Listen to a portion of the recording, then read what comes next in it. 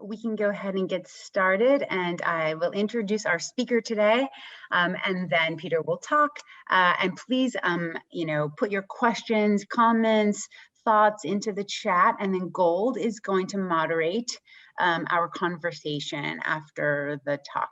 So I want to, just say that we're so happy. IPSR's really happy to welcome Peter Mende-Siedlecki. He's come to us from the University of Delaware. If you haven't actually seen his TED Talk, by the way, it's called Should You Trust Your First Impressions? You should watch it right after his talk today. It's absolutely fantastic.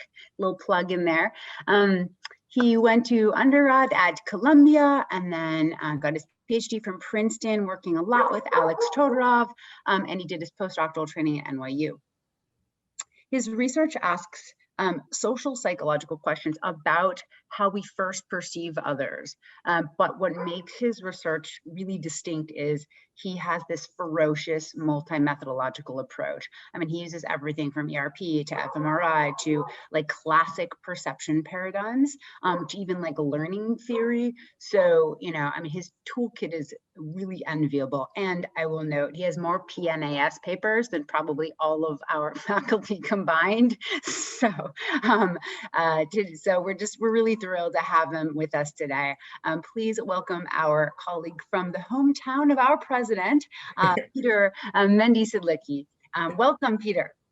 Thank you so much, Dana, for that incredibly generous and warm introduction. It's really wonderful to be here with you all today.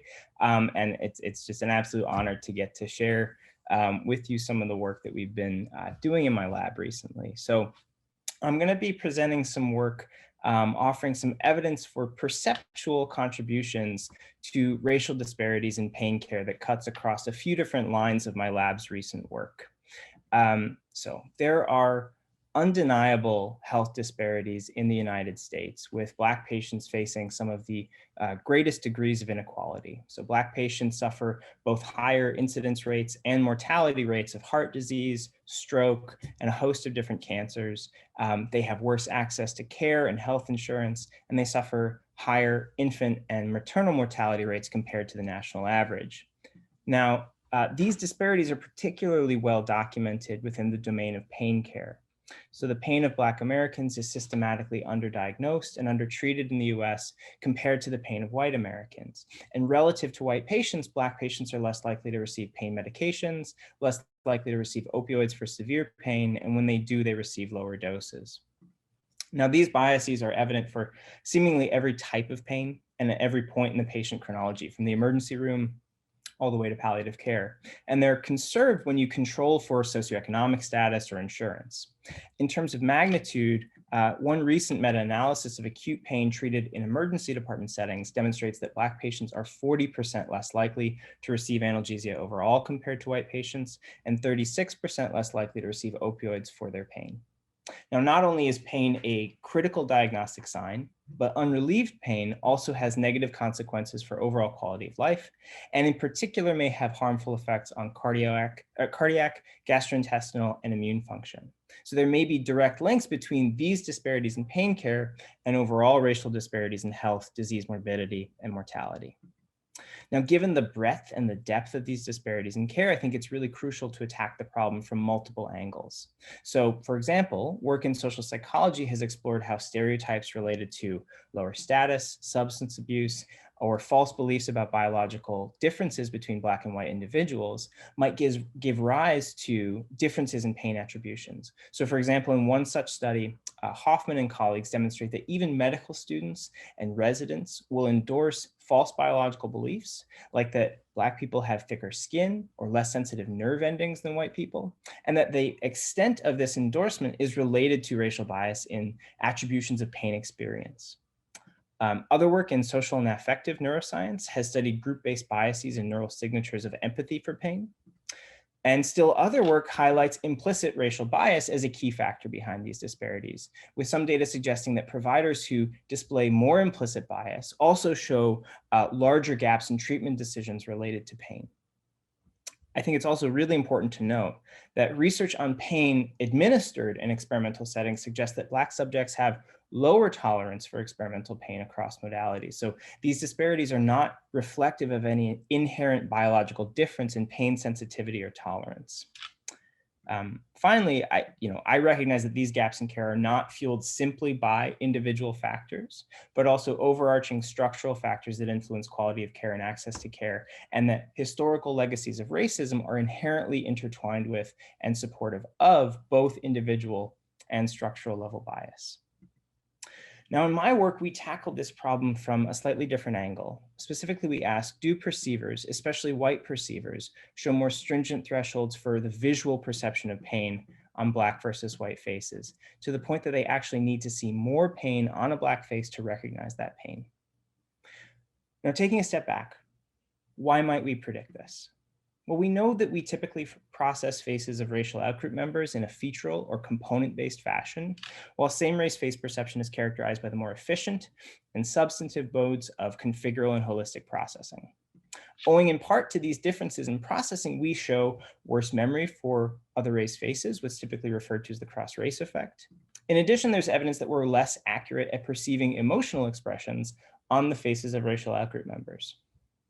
Now, to link these thoughts together, we also know that configural processing, this mode of processing that's typical of expert human face perception, underscores not only emotion perception, but also ascriptions of humanity to facial stimuli, offering a potential mechanistic explanation for the misperception of emotion on the faces of racial outgroup members.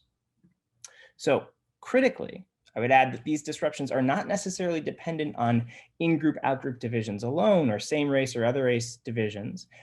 And beyond these mere group-based divisions, we also know that configural processing is disrupted for faces of marginalized or dehumanized social group members as well, with other work also offering explanations ranging from reduced intergroup contact, reduced motivation to individuate, and lower judgments of social status and power supporting these disruptions in social perception.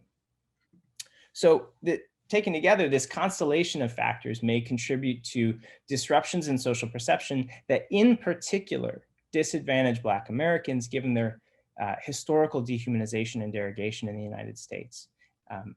For example, we know that breakdowns in configural processing support diminished descriptions of humanity and trust to Black faces in particular. So in light of this considerable body of work, we set out to determine whether race shapes the visual perception of pain, supporting racial disparities in pain care. So to start, I want to give you sort of a methods and stimuli overview. At the outset of this work, we were somewhat limited by the relative dearth of stimuli sets that were both diverse with respect to race and gender, and also contained images of either posed or experienced physical pain. So we needed to do a little bit of legwork to address the gap. One of my sort of favorite hobbies, I guess you could say, is stimulus collection and creation. So this was a lot of fun for me. We collected a novel stimulus set in which models posed various facial expressions of pain at various intensities in a standardized procedure. Then these painful and neutral images can be used to create morphed continua ranging from completely neutral to completely painful images, which you'll see in the tasks that I'll present today. This full set of both neutral and expressive images has been normed on a host of different dimensions, and it's collected in a resource called the Delaware Pain Database that we published last year, and which is freely available on the OSF. So across the studies I'll present today, we recruited participants either from on-campus samples or MTurk or prolific-based samples. Specifically, we said you're going to see previous participants who came into the lab for a study in which they received painful stimulations from a device called a thermode. For each face that you see one at a time, you're simply going to have to say whether that face is in pain or not. So in some of these studies, we collected these ratings in a sequential order using a binary yes/no response. In other studies, all participants saw all morphs of all targets, and we collected continuous ratings that we used to calculate points of subjective equality representing thresholds for perceiving pain. Moreover, after this pain rating phase was done, we always showed a handful of these targets, again, making ambiguous expressions of pain, so that 50% morph. And what we did was ask the participants to make a treatment recommendation of a non-narcotic pain-relieving cream on a scale from 0 to 20 grams in order to relieve this participant's thermal pain. Finally, across all this work, we typically collected participants' social evaluations either at the target level or at the group level, things like strength, status, threat, sometimes resilience or expressivity. So here I'm going to show you the results of the very first experiment that we conducted on this phenomenon. Indeed, we observed what we predicted. We saw that Black targets had to express 15% more pain than their white counterparts to be perceived as actually being in pain. So just to orient you to this graph, participants' thresholds for seeing pain on Black faces were more conservative than their thresholds for seeing pain on white faces, as represented by the higher value on the graph here. But how do we know that this stems from a perceptual source? So as I said before, while other race faces are processed in a shallow, feature-based fashion, same race faces are typically processed configurally, with dehumanization, marginalization, status, all also promoting disruptions in configural face processing. So luckily, we can manipulate configural processing by simply inverting faces. So if white perceivers' bias and pain perception stems from decrements in configural face processing of Black faces, then inverting the faces should reduce the differences in thresholds for seeing pain on Black versus white targets. And indeed, when we manipulated configural processing between subjects, we see that participants who saw targets in this upside down inverted orientation showed a reduction in racial bias and pain perception. We also fully replicated this effect in a second independent sample, suggesting disruptions in configural face processing are supporting biased perception of pain on Black faces. Now, you might wonder whether this bias is simply due to low-level differences between the Black and the white stimuli we used in these tasks. They differ in color, shading, contrast. Could this be driving the bias? Well, we can actually equate these stimuli on things like tone and contrast and luminance, and yet when we do, we still see the same robust racial bias and pain perception. Moreover, you might say, well, no matter how well you try to balance these targets based on your normed ratings, there's still different people making different expressions of pain. So to address this concern, we made computer-generated models of pain, and we put them on structurally identical Black and white faces. So for these two sets of stimuli, the head and the expression are identical between the Black and white targets, only skin tone is differing between the faces. Yet even when structure and expressions were absolutely identical, participants still showed more stringent thresholds for seeing pain on Black versus white faces. Now, as I said before, while there's a great deal of work that couches these kinds of low-level disruptions in social perception as a in-group, out-group phenomenon, other work demonstrates that factors like dehumanization and marginalization of social groups, including specific racial groups, can also alter configural face processing. So what we did was add a third group of Asian targets, a group for whom there is no clear pattern of racial bias in pain care, to start to try to tease apart whether this is a group-based or a race-based phenomenon. So if this perceptual bias is driven solely by an in-group, out-group division, if we see a pattern of in-group favoritism or in-group regard, then the pain thresholds for Asian targets should look like those of the Black targets. But if this perceptual bias is specific to Black targets, then Asian thresholds should look like those for white targets. And indeed, it was that latter pattern that we saw. White perceivers still showed more stringent thresholds for seeing pain on Black faces, whereas there was virtually no difference in thresholds for recognizing pain on white versus Asian targets. So this data suggests that at the very least, Black individuals may be especially susceptible to this bias, which we interpret in line with recent work from folks like Phil Goff, Brittany Cassidy, and others, suggesting that Black individuals are marginalized and indeed dehumanized in our society, and that as a result, their faces are denied typical human perception, potentially with consequences for behavior. But does this bias in perception actually predict bias in treatment? So in each of these studies, as I said, we always had participants complete a subsequent task where they were asked to make prescriptions of a non-narcotic analgesic cream for a subset of the individuals that they saw in the pain rating phase. And indeed, racial bias and pain perception was positively associated with racial bias and pain treatment. So seeing pain more conservatively on Black versus white faces was associated with prescribing less analgesic to Black versus white targets. So this is collapsing across 9 studies worth of data that we collected in this paper that we published in 2019. So at this point, we've replicated these basic patterns of findings across several dozen experiments, which we've collected in a meta-analysis that's currently under review. This meta confirms that perceivers repeatedly show more stringent thresholds for seeing pain on Black versus white faces. And this meta-analysis demonstrates the generalizability of these findings across stimulus, task, perceiver, and sample characteristics.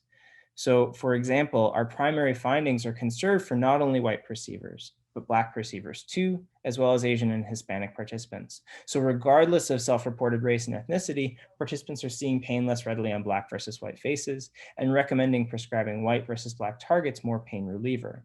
Now, racial bias in pain perception also consistently predicts racial bias in treatment within both Black and white participants, suggesting that this is not merely a consequence of group membership. In addition, I should note these effects are conserved across both male and female perceivers. Finally, aggregating across a series of within subjects mediation analyses conducted over these 40 samples, we confirm that racial bias in pain perception facilitates racial bias in treatment. Participants are prescribing about 1/3 of a gram less of analgesic to Black targets as a consequence of having more stringent thresholds for seeing their pain, over and above the influence of other non-perceptual factors like explicit racial bias and stereotypes about status, strength, and threat. So taken together, this collection of work, I think, makes a strong case for a uniquely perceptual contribution to racial bias in pain care, which I think is important because we know that other factors that might be implicated here, things like group-based stereotypes and implicit racial bias, are resistant to change. And other things like intergroup empathy might be relatively difficult to engender.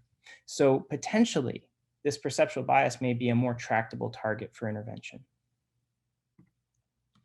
Okay. Racial bias in pain perception is robust, generalizable, facilitates gaps in treatment. Where do we go from here? Well, we've already pursued a host of different follow-up programs of research, which basically break down into 3 specific directions. So first, we've tried to characterize the perceptual nature of this bias with a focus on its speed, spontaneity, and robustness. Second, we've examined target level factors that might moderate the bias. And third, we've looked at perceiver level factors that might either reduce or magnify this bias. So I'm going to give you a brief sampling of some of this work to close my talk. First, I'll describe some evidence for the relative speed and spontaneity of racial bias in pain perception. Then I'll explore whether this bias is moderated by target gender and whether it's reduced by enhancing individuation motivation.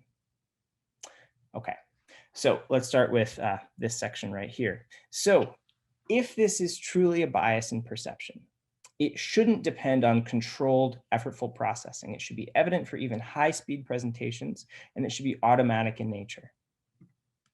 For example, this bias should not therefore be diminished under conditions of cognitive load. So to test this prediction, we use a classic cognitive load manipulation in which participants had to rehearse either a simple or complicated multi-digit number while completing our standard pain task. Participants were instructed to memorize each target's patient ID number, which was either 2 digits long in the low load condition or 8 digits long in the high load condition. They were also told that they'd be asked to re-enter each number following each block of pain images. And we counterbalanced assignment of targets to condition, heads to race, expressions to head, etc. Now, if racial bias in pain perception were to be reduced in the high load condition, that might suggest that this bias is not automatic, perhaps that it requires the effortful application of stereotype content, for example. However, if the bias doesn't vary between low and high load, that might be evidence of the bias's spontaneity. So indeed, we observed no interaction between target race and cognitive load.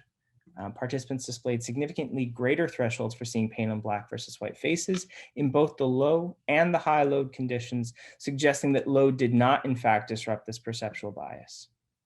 Moving forward, we attempted to replicate this finding in a different sample, in an in-college sample rather than an MTurk sample, and using a different set of stimuli, this time using our photographic stimuli rather than our computer-generated images. However, the same effects were once again observed. We saw no interaction between cognitive load and target race, and participants displayed evidence of racial bias in pain perception in both the low and the high load conditions, suggesting that racial bias in pain perception is indeed spontaneous and not dependent on effortful controlled processing.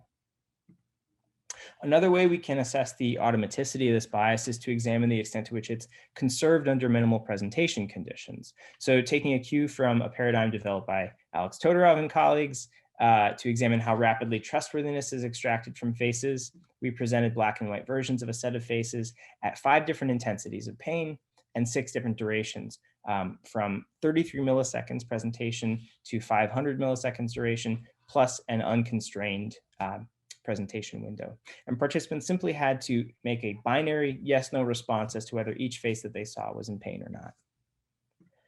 Now, using this approach, we observe that racial bias in pain perception is still evident when faces are presented for as brief as 33 milliseconds, which you'll see in the dark bars on this graph. Moreover, this bias was largest for the 50% pain morphs, somewhat smaller, but still prominent for the 30% and 70% pain morphs, and not observed at all at the 100% intensity level. So it seems like this bias is not only unfolding with relative automaticity, but further that it's being magnified when stimuli are most ambiguous in nature. So this is in step with other work from Zhao and colleagues and Freeman and colleagues, suggesting that group-based perceptual biases are magnified under conditions of perceptual ambiguity. So these studies demonstrate that racial bias in pain perception is rapid, automatic, not dependent on controlled effortful processing. Moreover, it's magnified for ambiguous as compared to extreme painful expressions. So these data help to confirm the perceptual nature of this bias, but they also tell a little bit about the context in which that bias might be expected to be most magnified. So moving forward, we can start to think about other stimulus characteristics and social category memberships that might push and pull on the magnitude of this bias. For example, target gender. So while race and gender are often studied as independent social categories, the processes underlying the visual categorization of race and gender are not entirely orthogonal. So in particular, when the race and gender of a target share stereotypes, categorization of both race and gender is facilitated. So for example, the Black racial category is associated with the male gender category due to shared stereotypes regarding strength and dominance. And this overlapping conceptual knowledge has consequences for social perception. So for example, the categorization of Black male targets as male is facilitated, and the categorization of Black female targets as female is impaired. And more generally, these ideas dovetail with research on the intersectional invisibility of Black women as a consequence of their non-prototypicality within both the Black racial category and the female gender category. Now, critically, these intersectional stereotypes extend to emotion categories. So for example, the recognition of anger is facilitated on Black male faces, according to work from Stolyer and Freeman. So this work taken together suggests that stereotypic associations between race and gender may result in some individuals being perceived as more prototypic of a given category than others, and further, that overlapping stereotypes between those categories and emotions can moderate perception of facial expressions. So this work on the moderating effects of target gender on racial bias and pain perception has been led by my grad student, Azadeh Goharzad. Up to this point, it's probably been abundantly clear that we only use male targets in each of the studies I just talked about. And while racial disparities in health and pain care are well documented, there's a whole separate literature suggesting that the pain of female patients is also underdiagnosed and less effectively treated. Now, owing to those stereotype associations between race and gender, there may be consequences for the recognition of emotions like pain. So we know that target gender moderates race-based differences in the recognition of expressions like anger and happiness. So for example, anger is facilitated on Black faces, but that's more prominent within male targets versus female targets, whereas the reverse seems to be the case for expressions of happiness. As such, we might predict that racial bias and pain perception will be magnified within individuals who are, as a result of intersecting stereotype associations between race and gender, seen as more prototypic of their racial category, namely Black men. At the same time, however, a robust literature on gender disparities in healthcare suggests that while female patients typically receive less effective treatment, these gender disparities in healthcare are even more magnified in Black women. Now, given this work, we might expect racial bias and pain perception to be exacerbated within female targets, given the multiply marginalized and non-prototypic identities of Black women. So here we manipulated race, gender, and pain in FaceGen once again. In order to sort of deal with the fact that these targets are essentially bald, we sort of vignetted them to remove the tops of their heads, trying to ensure that our female targets would still be perceived as female. So we've actually run 5 different experiments at this point that examined the moderating effect of gender on this bias. So I'm going to collapse across those in sort of a mini meta-analysis for the sake of brevity. So the data that you see here are going to represent the degree to which the effect of target race on pain perception was larger within male or female faces.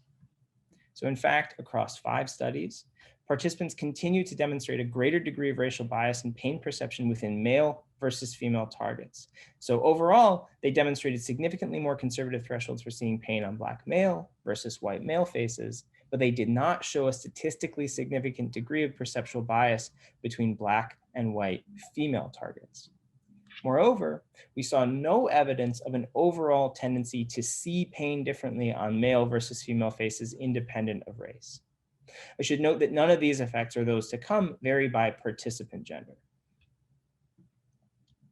Now, this should not imply that the pain of Black female targets was readily perceived without any degree of bias. Indeed, thresholds for perceiving pain on Black female faces were significantly more stringent compared to their thresholds for seeing pain on white male targets. Though interestingly, pain was perceived more readily on Black female faces than their Black male counterparts.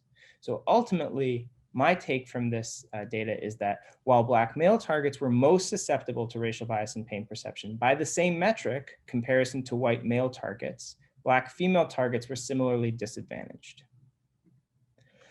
We also observed a similar interaction between race and gender for treatment. So the gap between white and Black was larger within male versus female targets once again, but here in a divergence from the perceptual findings, independent of race, there was also a main effect of gender on treatment, such that female targets consistently received less treatment than male targets. Once again, despite the fact that the effective target race on treatment was smaller within female versus male targets, it should not go unnoticed that Black female targets consistently received the least pain reliever of all 4 target types. So across 5 experiments, Black female targets received less pain reliever than both white male and Black male targets, as well as white female targets. And these results, I think, align with the literature suggesting that Black women might face a double disadvantage in terms of pain care, perhaps as the result of an intersecting combination of racial bias in pain perception and a potentially more explicit gender bias in pain treatment that's independent of any perceptual bias. So obviously this research reflects some interesting overarching trends in the literature. Racial bias in pain perception was exacerbated in male versus female targets, mirroring other racial biases in social perception being magnified in male stimuli. That said, though target gender didn't influence pain perception, female targets received less treatment overall, and Black female targets' pain was also consistently less readily perceived and consistently received less treatment than their white male counterparts. So finally, moving to perceiver level factors, we've started to examine what sorts of individual differences might also be influencing racial bias and pain perception on the perceiver side. So as I suggested at the outset, one factor that has been shown to reduce race-based gaps in social perception and memory is individuation. Perceivers often default to processing outgroup individuals on a category level, but if they can be motivated to individuate them, then biases like the cross-race effect can be reduced. So this is notable because in recent years, there's been a growing interest in re-injecting individuation into clinical practice. So in work that's being led by my grad student, Alexis Drain, we tested if individuation might have a beneficial impact on racial bias and pain perception. Potentially, there might be information that we could provide to perceivers that could boost their likelihood of individuating Black faces, which would then improve these lower level face processing mechanisms with potentially positive downstream consequences for recognizing painful expressions. For example, we know that simply linking faces with unique identifiers like names enhances face recognition and processing. So we decided to put this into the test in the context of pain. In a between subjects design, participants completed our standard set of tasks, but were assigned to one of 3 different conditions. In an individuation condition, they had to guess each target's name before doing the pain rating phase. So critically, these names were piloted to be rated similarly in terms of being stereotypically white or Black. And moreover, participants' choices carried forward. So if I said this gentleman was named Raymond, on subsequent pain rating trials, I'd be asked whether or not Raymond was in pain. Other participants were assigned to a categorization condition, which they had to guess each target's race before rating their pain expressions. In addition, participants could be assigned to a control condition in which they did the standard version of the task. So, did individuation reduce racial bias in pain perception? Interestingly, what you see here is that the race by condition interaction isn't significant, but there's a main effective condition on participants' overall perceptual thresholds, whereby these thresholds were lower, were less stringent in the individuation condition compared to the control or the categorization condition, suggesting that individuation can influence thresholds for pain recognition, but that when it's broadly applied, it isn't enough to reduce disparity. So we followed this up with an even more sledgehammer approach. We borrowed a manipulation from Kurt Hugenberg and colleagues and directly informed participants about the cross-race effect and instructed them to try to pay close attention to what differentiates each person by focusing on the features and expression of each face, especially when that face is not of the same race as you. So the idea here was, if this manipulation worked previously to reduce the cross-race effect, and if racial bias in pain perception and the cross-race effect are stemming from a similar perceptual source, then this same approach might ameliorate gaps in recognizing painful expressions. However, while it appears that participants in the individuation condition are seeing pain slightly better on the whole, and while it might look like the interaction between condition and race is significant, in fact, neither of these effects was statistically significant. So these initial data suggest that the effects of individuation, at least in the context of these pain tasks, might be relatively small. We actually run a couple more studies along these lines already, which I'm going to collapse across meta-analytically for you. In aggregate, the story remains the same. While overall participants are showing lower thresholds for seeing pain independent of race when given individuating information or instructions, individuation has only a marginally significant effect on racial bias and pain perception compared to the control conditions. So you can see the p-value for this effect is 0.067 or so. The effect is in the direction that we'd predict, right? So they're showing less perceptual bias when participants are given some sort of individuating information versus control. But again, this effect is very small. And from an interventions perspective, it might be too small to make a difference. It might not scale. So to conclude, I've offered you some evidence that racial bias in pain perception is robust and generalizable, and further that it emerges rapidly and automatically, and most prominently when expressions are ambiguous in nature. Moreover, I've shown you that top-down associations between race and gender seem to play a critical role here too, with racial bias and pain perception being magnified in male versus female targets, though the pain of Black female targets is consistently undertreated in this work. Finally, I've shown you that while motivating individuation might reduce overall thresholds for pain perception, its influence on bias therein is quite small. Again, we have loads of related research programs in progress, which I'd be happy to talk about during the Q&A. In the long run, I hope that this work will serve as a foundation for future interventions aimed at eliminating racial disparities in pain care. I think that recognizing that there is a perceptual basis for bias in care, and that this bias is going to be magnified by specific factors that can be accounted for in interventions is a strong beginning. That said, there's a lot of work left to do, and that work can't only happen at the level of individuals. It also needs to happen within the systems and the structures that those individuals practice and receive care as well.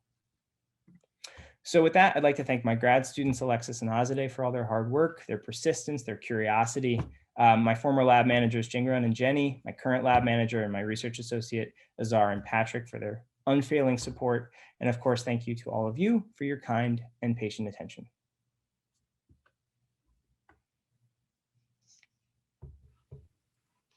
I'm going to give an applause for you.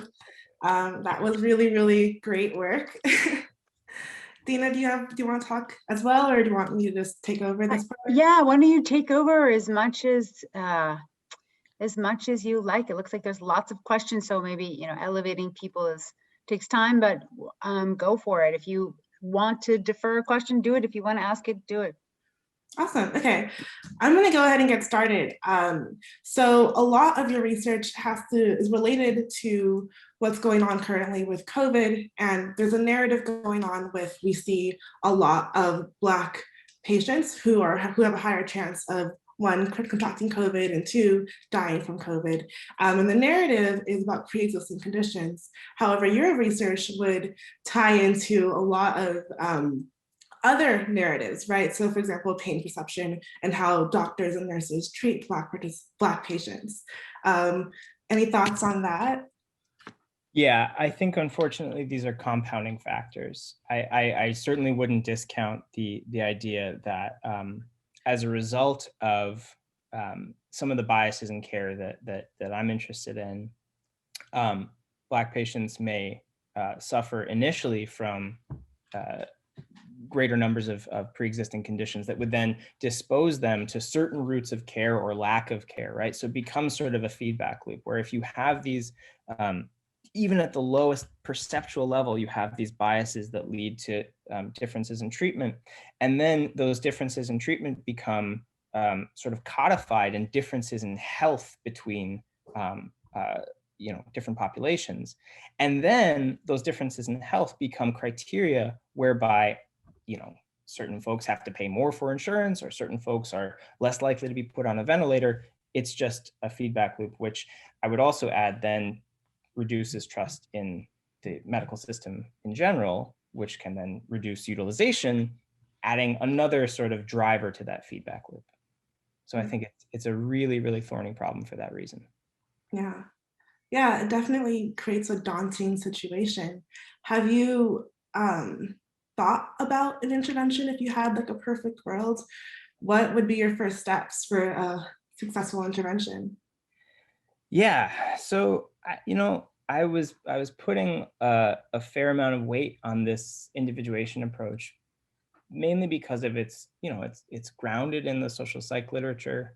It reflects some trends that I think are existing in clinical practice. So I was really putting a lot of weight on it, and obviously the effects seem relatively small. So that was a bit of a bummer. But I would also say that we have some ongoing work looking at the effects of perceptual training.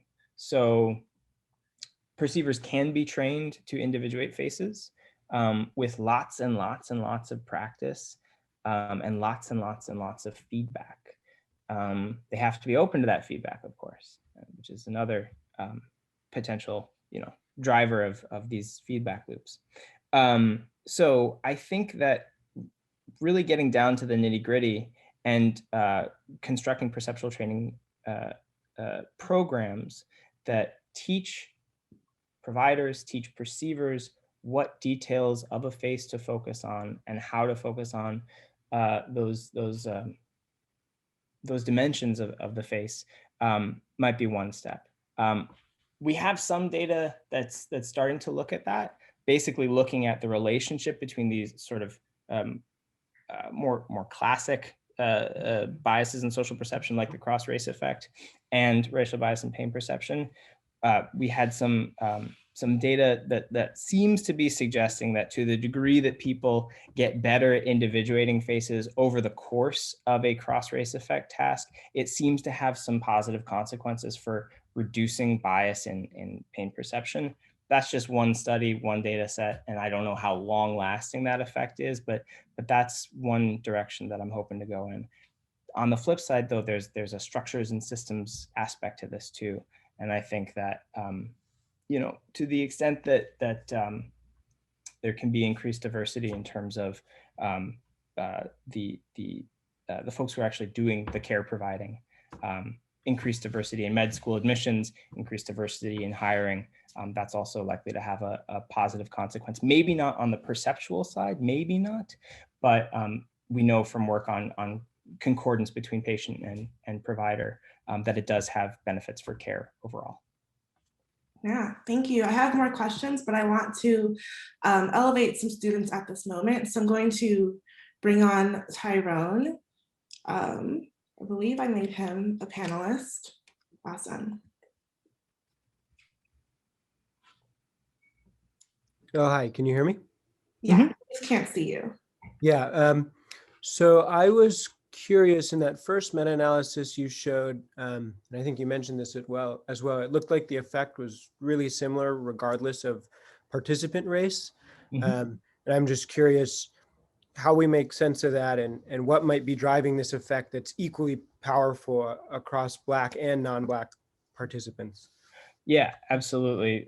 Thank you, Tyrone, for that question. I think that that's something I've been struggling with, because while it dovetails with work on everything from implicit racial bias to bias in first-person shooter tasks, where Black participants will show similar biases to white participants, similar anti-Black biases to white participants in aggregate, at least.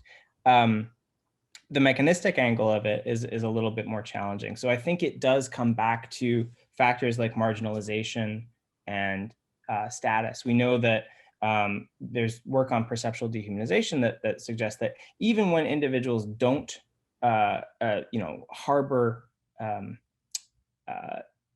strong negative stereotypes about a group, if they recognize that that group is marginalized or dehumanized, that can have consequences for sort of basic face processing in terms of the engagement of configural face processing.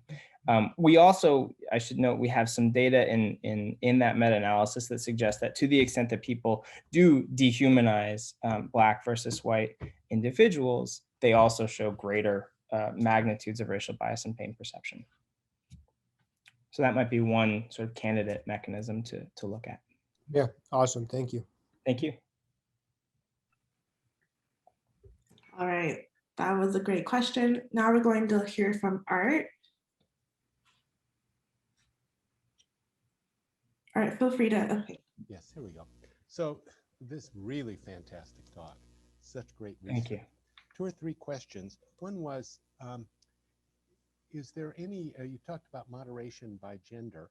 I have a couple of questions about that. But I was also wondering, is there any moderation by age? If they're looking at children, do you see such effects?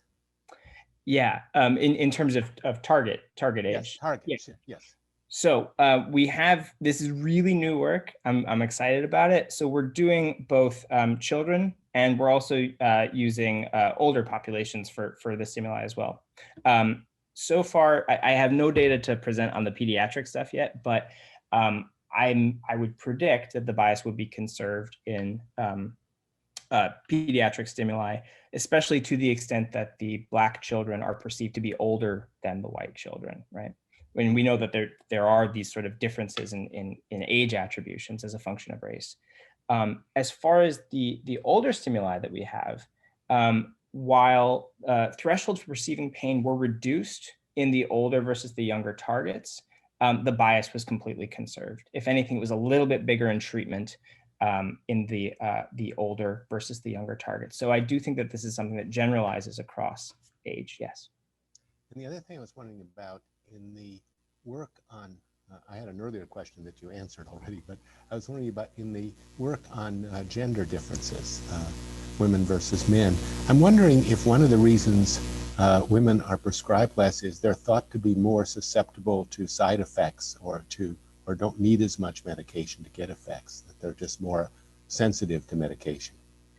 Yeah, we didn't have a great way of controlling for that, but what we tried to do was account for judgments of height and weight. So in our social evaluations, we had participants rate how tall and how heavy the targets were. So you would predict if that were the case, then judging the female targets to be lower in terms of BMI would sort of account for that difference, and it didn't. So yeah, again, it's not the perfect control, but it's a start. But it does make sense that there would be just sort of standard expectations about how much treatment would be required between men and women. Yeah. Great stuff. Great stuff. Thank you so much. I really appreciate that. Sure. Yeah, thank you for your questions. We do have a lot coming in. I want to elevate a lot of students. So if you have any questions, feel free to say this. On that note, one of the graduate students, Regina, had a comment that I was going to bring out loud. She wanted to highlight that a lot of racism is built into the fabric of the US. And a lot of times people think, oh, well, maybe it's like a in-group, out-group thing, but as your research shows, it's more than just that. It's very internalized. It's almost like in the soil. You always say that racism and sexism is just in the air or soil. Yeah. Do you have any comments on that? Absolutely. I couldn't agree more. So, I think that I really want to be conscious of the fact that individual level bias is, especially perceptual level bias. I'm not trying to make an argument that this is the primary driver in biases of care, or that it's certainly not the only driver in biases of care. So there's a really great paper from Sophie Trewalter recently, sort of refocusing on the structures and the systems within which these biases exist and the histories within which these biases exist. It would be great to root out all individual provider level bias. That'd be fantastic, but we have to focus on the structures too. And the medical establishment is, there is a history of systematized racism in the US medical establishment. And Sophie's work can speak very well, very elegantly to that. And these other factors that we're looking at too, things like dehumanization, things like intergroup contact, those are also a function of structural racism, right? So the fact that, contact, we have some data suggesting contact explains a small portion of the variance in racial bias and pain perception. Well, why is there reduced contact to begin with? Well, because of racial disparities in housing and racial disparities in lending and redlining and all those sorts of factors that are, not individual level decisions, but structural. Yeah. On that note, I'm going to elevate Jason to ask his question.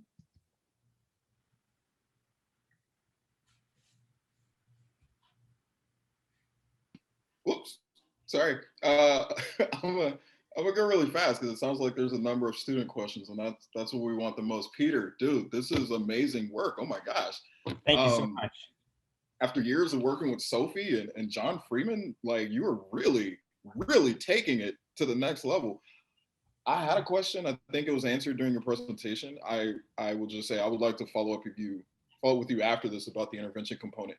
Individuation indeed has been found to be effective. More recent work by Patricia Devine and implications from Calvin Lai's work shows that it also involves a combination of things. And so there's the increased contact and the contact theory about how that can help. But like you're saying about structures, there's also how feasible is that given all these other things going on. But there are other things like counter-stereotypic exemplars, perspective taking. For now, just really quickly, the extent to which they themselves can think about their own pain before going into thinking about someone else's pain. Any and all the, I would love to talk with you, and I know some people who love to talk to you about the intervention component. This is really important work, like Gold's talking about with what's going on even to this day. But yeah, no response needed now. Please answer the students' questions. I'll reach out to you later. Awesome. I look forward to that. I think we're gonna have a lot to talk about. Yeah. Mm-hmm. Awesome. Thank you. Just to clarify, we do have time for you to answer that question. Well, great, because I did want to say, I know I was making I was suggesting it's a really small bias. It might not scale. I do want to be clear, our attempts at getting participants to individuate were relatively narrow, right? We're focusing on adding a name or saying, hey, individuate these faces, right? There's a lot of other ways, as Jason's suggesting, to get people to individuate. And a lot of that I've been thinking about in terms of, the conversations about, well, what does your pain not allow you to do? How is your pain changing your life, right? And there's a lot of individuating information that gets delivered in those conversations, right? When you say, well, I can't go for the runs that I used to go for, I can't play with my kids, or, there's a lot of information that produces a sort of shared vocabulary between patient and provider, and also just a sense of, hey, this is a human, this is a person who deals with the same sort of stresses and struggles that I do too, right? So I don't want to fully close the book on individuation at all, and I think that the question really becomes, well, what is the information that you're providing? What is the instruction you're giving? How are you getting this person to think about that person as a unique individual, not just a member of a category? Yeah. Great. So next is going to be Dana. Okay, I had so many questions. I'm sorry. I don't know which one to ask. I guess, let me ask the facial physiognomy one. So I noticed that I don't know if you balanced out for this for Afrocentric facial features, but I was thinking about, the Kurt Hugenberg work and the, early onset of anger, that paper. And then I was thinking about kind of, what does a pain expression look like, kind of a furrowed brow and like, my nose flares. Then I'm thinking about the facial physiognomy of Black versus white faces. So it was an incoherent question, but it's really kind of like, it almost seemed like the cards were stacked against you to find that to find evidence for the hypothesis that, and it's thus probably an underestimated effect, really, right? Because I don't know. So what did you do about facial physiognomy kind of, I guess, methodologically? Did you control for, whatever? And what are your thoughts on that? I actually have some data if I can share. Yeah, that'd be fantastic. Yeah. Awesome. Okay. Yeah, so this is also work that Alexis is doing. So the sort of the target gender stuff and the racial prototypicality in terms of bottom-up cues are being put together in a paper that Alexis and Azadeh are working on at the moment. And we've actually tried to, Dana, you're absolutely right on. We're controlling structure across race within so many of the studies using computer-generated faces, which I think is actually reducing blunting the effect, right? So we can manipulate things like skin tone, which is a cue to racial prototypicality. We can also manipulate facial structure. So we can orthogonally manipulate race and structure at the same time. So we have Black targets with Afrocentric structure, Black targets with Eurocentric structure, same thing for white targets. And what we see, let me make sure I skip ahead to the right slide. Yep, what we see is that the bias is magnified when faces have prototypic as opposed to non-prototypic structure. So I think that aligns exactly with your suggestion here that prototypicality is probably playing an important role as well. As far as tone is concerned, we actually saw tone-based differences in pain perception both within Black and white targets. So darker skinned Black and darker skinned white targets their pain was less readily perceived than their light skinned counterparts. As far as anger goes, we've also, we're trying to assess the generalizability of this bias to other expressions. So we have a paper that came out it's in Press at Emotion right now, where we compared to anger, happiness, fear, and sadness across 4 different experiments. I was really shocked by this, but the bias in pain perception was actually larger than biases in anger, happiness, and fear perception. I should note, sort of dovetailing with Kurt's findings in the anger study, to the extent that participants rated Black individuals as being more threatening than whites, you saw a bias to overperceive anger on Black versus white targets, and the opposite for happiness. In that study, to the extent that you said that Black targets were more threatening than whites, you underperceived happiness on Black targets. The one place where we don't see this interaction, we actually see the opposite, is with sadness, which is really interesting. I don't think there's enough work on sadness perception. It is unfortunately the thing that I'm like, I find myself asking everybody if they're okay all the time. So maybe I'm a hyper sad perceiver or something. But pain and sadness are linked. They're expressions that elicit empathy, right? And that might be an interesting direction to go in. Why is it that we're seeing this massive effect for sadness compared to pain? I don't know. Super interesting. I have so many questions, but there's so many better questions from students and other faculty. I think we should get to their questions. Absolutely, like everyone else is saying. I mean, I'm just sitting here texting with Drew, being like, "Oh my God, he's so amazing." So anyway, you're just absolutely. These data are amazing. I'm going to be quiet now. Bye. Thank you so much. You can stay on the slide for a moment because Iris asked a question that was related to this. She was wondering how pain perception was related to anger and sadness expression. And then you answer that. So it's really, really interesting research. But downstream consequences, how can empathy and support be related to how people perceive anger or sadness or empathy with Black and white targets? Yeah. So that's a great question. And I just want to note, across these studies, when we look at the relationship between the degree to which you see pain on Black and white faces and the degree to which you saw the other emotion, there is a sort of overall correlation of blunting, right? So the more trouble you have seeing pain on Black versus white faces, the more trouble you have seeing the other expressions on Black versus white faces. That was particularly prominent for the negative expressions. We actually don't see that relationship for happiness. So, there's sort of a hand-wavy story there about trying to avoid seeing negativity or seeing experiences of negativity on Black individuals. Again, it's hand-wavy, but I think there might be something there. So that suggests that, maybe there's some ground to be gained here by motivating or training perspective taking, as Jason was saying, or training, intergroup empathy, cross-racial empathy. We know that empathy is costly. We try to avoid empathy if we have a tendency to avoid giving empathy if we can. And that's something that's been demonstrated in medical contexts, so care contexts. So it's not necessarily going to be the easiest road, but I think this might be a place where the sort of the low-level perceptual stuff and the very high-level affective empathy stuff might end up sort of speaking well to each other. There might be a way to sort of train one with consequences for the other. Again, I don't have a ton of data to speak to that just yet, but that could be a really interesting direction to go in.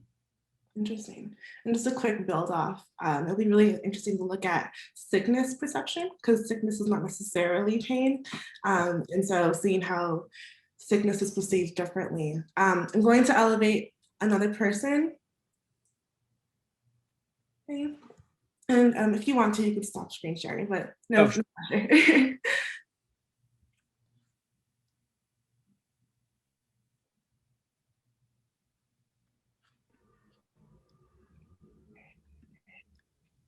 Hi, so it's me.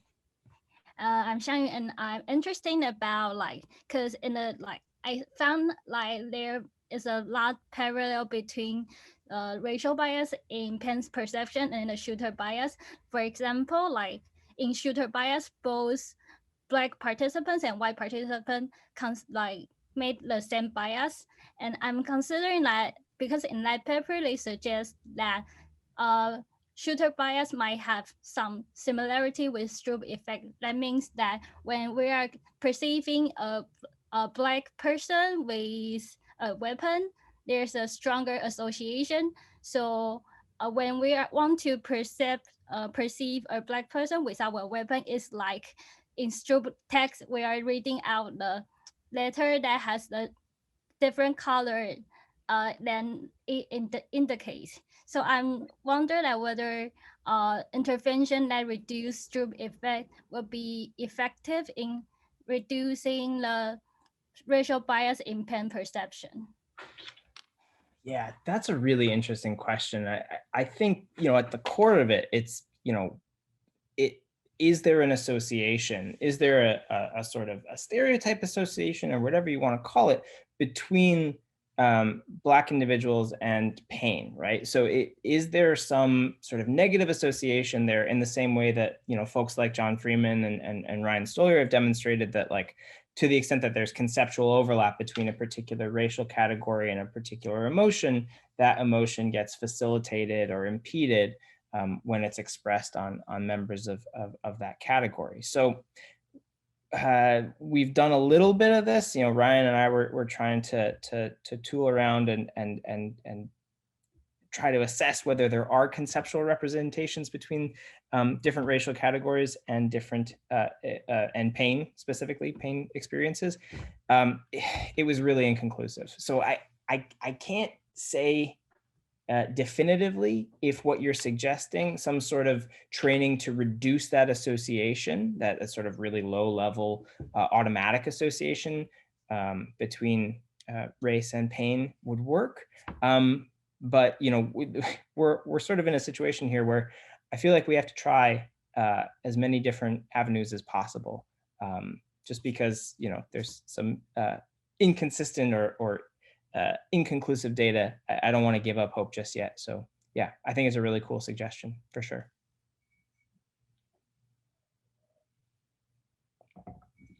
Alrighty. Now we're going to hear from graduate student Rosalinda.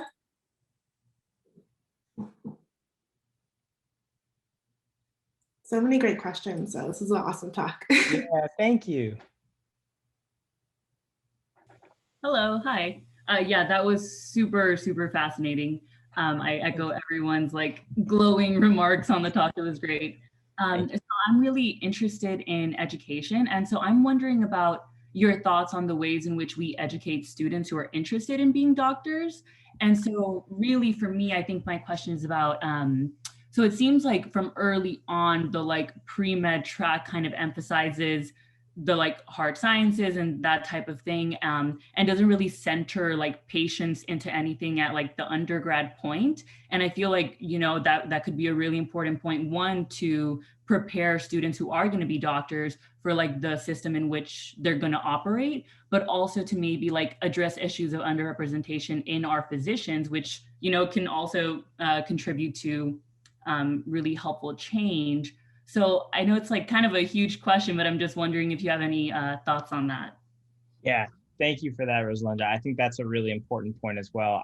I have a little bit of data that I can speak to very quickly, which is just, usually at this point somebody said, yeah, well, these are like college samples and MTurk samples, and they're not clinicians. So first of all, I do always want to note, doctors are not the only people who have to perceive pain. Parents do, coaches do, just community members do. Pain is a ubiquitous experience, and it's a critical social signal. So it's not just something for the clinical domain. We have started to look at whether or not providers in training show this bias as well. So this is data using nursing students recruited from UD. Perhaps unsurprisingly, they show the same direction of bias to underperceive pain on Black faces, and the same tendency to prescribe the white targets more, and the perceptual bias predicts the treatment bias, right? We have ongoing work with folks at the National Cancer Institute, as well as folks at some Delaware area hospitals that is going to follow up on this with medical residents. I do not expect, as some of my colleagues seem to, that these biases will be reduced within providers. I don't think that experience or training is necessarily going to, wipe this away. If anything, I wouldn't be surprised if there wasn't some sort of calcification of this bias on some level. So to your point about introducing this idea of patient-centered care earlier into the training process, I think it makes a great deal of sense. And, as far as what that looks like, I mean, I think having a conversation about the fact that these disparities exist and the fact that there are social and perceptual factors that seem to foment them, it's a tough conversation to have, but I think it's one worth having as soon as possible with those providers in training. Because, if this is what they're coming in with, or if this is what it looks like after a couple of years of training, that just suggests that intervening as early as possible makes most sense. Yeah, thank you for sharing this data. That's helpful. Thank you. Thank you. That was a great question. It kind of leads into that work talking about changing the diagnoses pictures within medical textbooks that tend to be very fair-skinned and don't show the diversity of like a rash on a Black person's skin tone and how it's really, really ingrained. With that, I'm going to elevate a grad student named Lindsay to ask her question.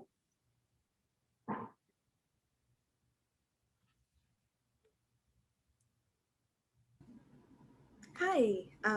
So I think my question ended up being more closely related to Rosalinda's than I had expected, but I was kind of just thinking about how the perception of pain is, of course, not only important for the treatment of pain, but of course, the underlying causes and the implications that that has. And I was thinking about mental health care and how there's evidence that people of color tend to present more somatic symptoms versus white patients. So I was wondering if you could speak at all or are familiar with any data about mental health contexts or underlying treatment disparities.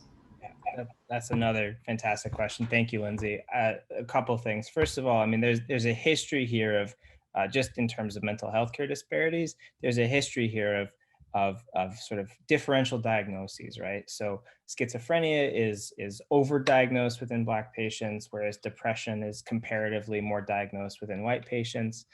So you can, from that, you can sort of extrapolate exactly what you're talking about, the sort of differences in presentation getting sort of put into different bins, right? Well, this person is exaggerating, maybe they're drug seeking, right? Playing on all sorts of negative stereotypes. Whereas this person is a model patient. This is what pain is supposed to look like and how it's supposed to be communicated.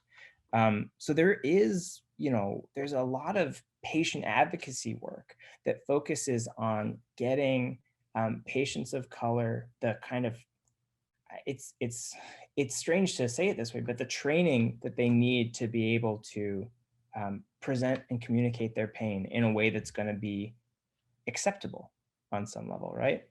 And I remember talking with a clinician who, I remember first of all talking with a nurse who was saying, yeah, you go through these experiences where these people are sitting there playing on their phone and they're saying, oh, it's a 10 out of 10, 10 out of 10 pain, but they're playing on their phone.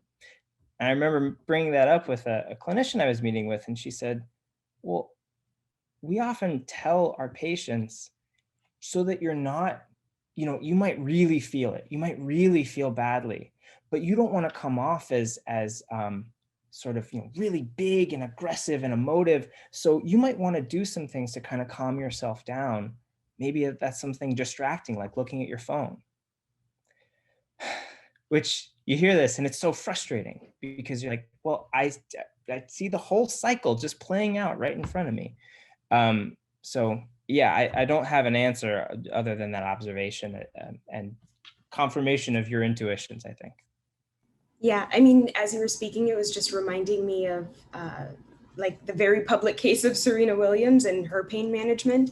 It was like her caretakers would have had more individuating information than most, right? Yeah.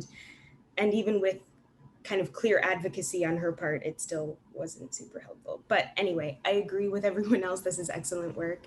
Great places to start and poses a lot of interesting questions. So thank you. Thank you. Thank you, Lindsay, for your question. Now we're going to hear from Drew. He has a follow-up on Jason's question earlier.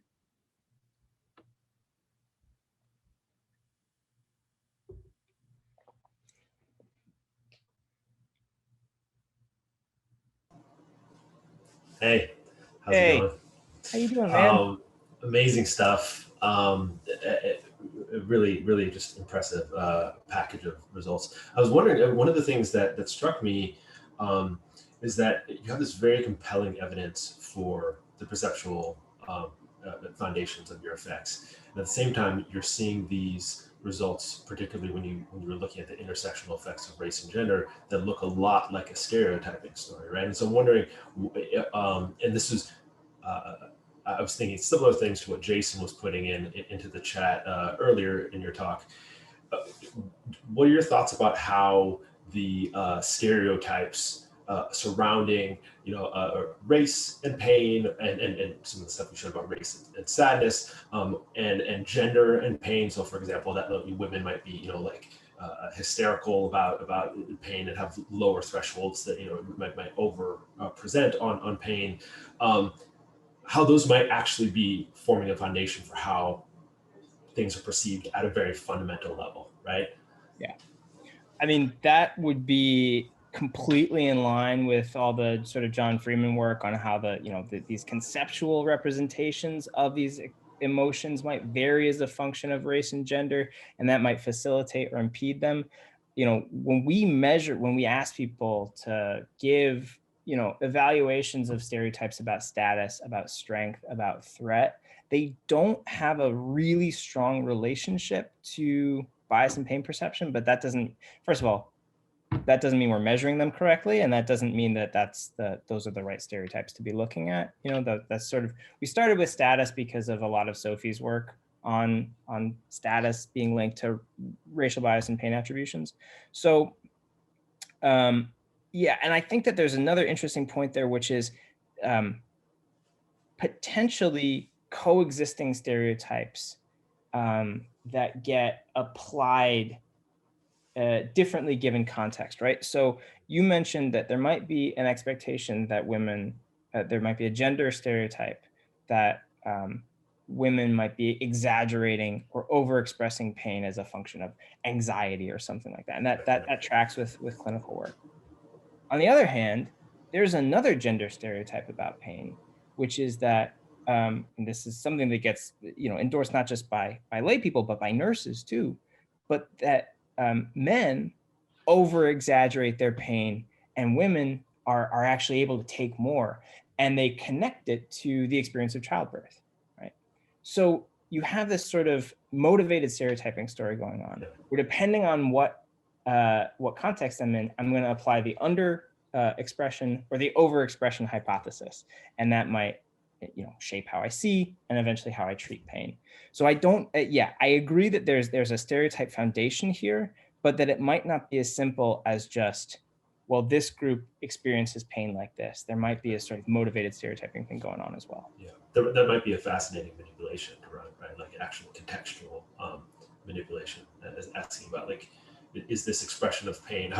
What's the threshold for pain expression in the context of this woman is going through childbirth versus is undergoing like, abdominal surgery or something. Right, exactly. And that's the other, so Azadeh has some work or is starting some work looking at like the nature of injury, because there are injuries that evoke stereotype content, racial stereotype content as well, right? So you can imagine that there are, and also just sort of responsibility and sort of agency, if it's an injury that it's an accident, does that change how I perceive the pain, even independent of race and gender, right? So yeah, there's a lot. Super cool. Yeah. Thanks, Peter. Thanks, man. Appreciate it. Okay. Now we're going to promote a graduate student named Becca.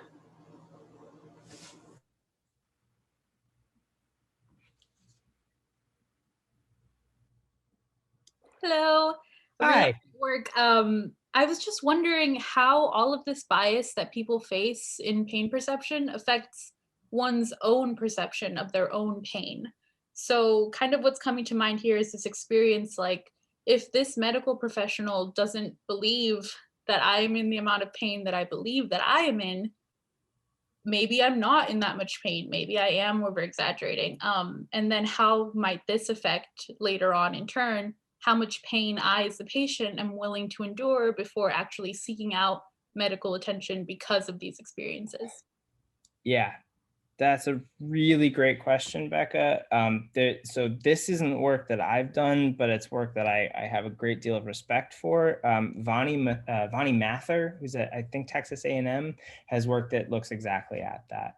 So what are the differences in pain tolerance and pain experience and pain reporting as a function of race and ethnicity?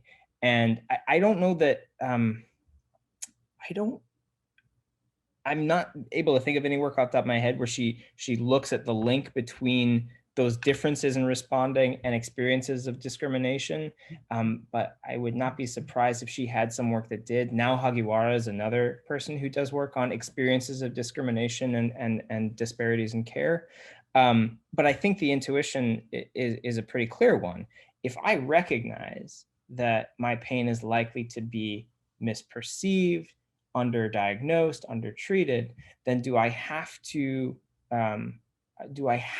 over present, or do I have to give, you know, do I have to sort of do my own post hoc accounting of that bias in my, you know, numeric pain report from 0 to 10?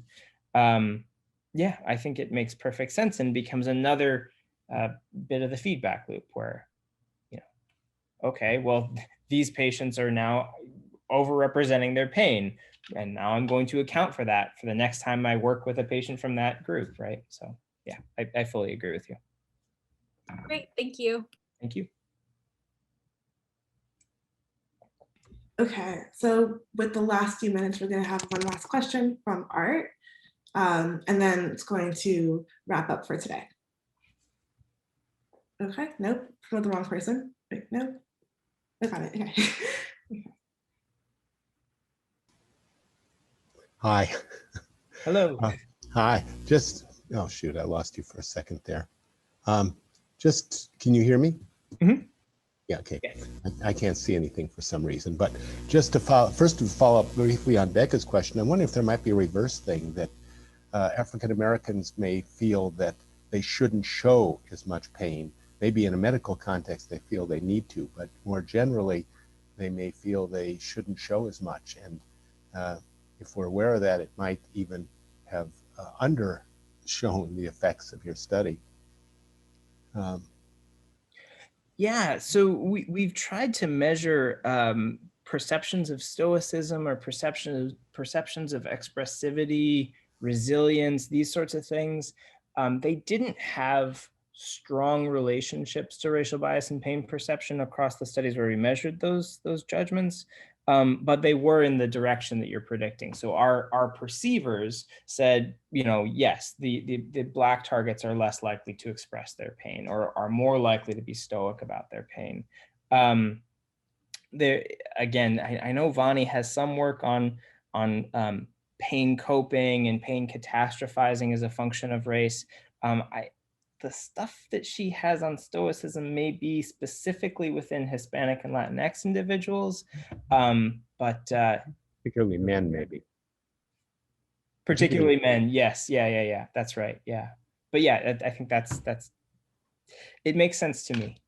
The other quick question is that you mentioned the role of contact, and direct and extended contact have about equal effects, is what our meta-analysis has shown. But I'm wondering if direct might matter more because it makes familiarity in this context.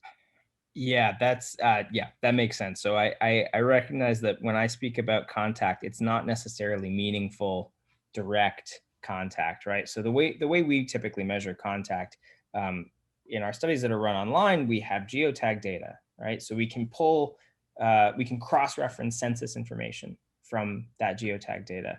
Now, just because you live in this census tract and there's this proportion of Black individuals and this proportion of white individuals, that doesn't mean that you're having meaningful contact. So I fully agree. I know folks like Jazz Kluche and Jenny Kubota have measured, they've seen really interesting differences between meaningful contact versus just sort of incidental contact, I guess.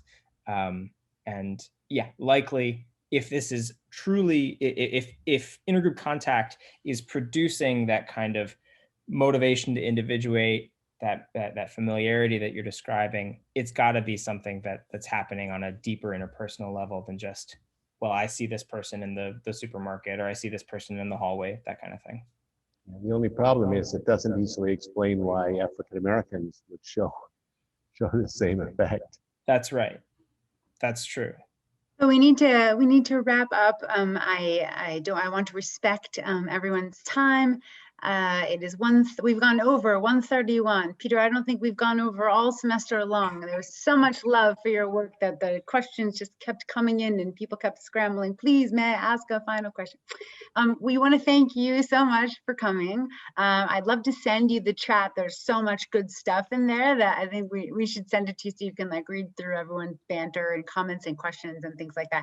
Again, we want to thank you, Peter Mende-Siedlecki, for coming to IPSR today.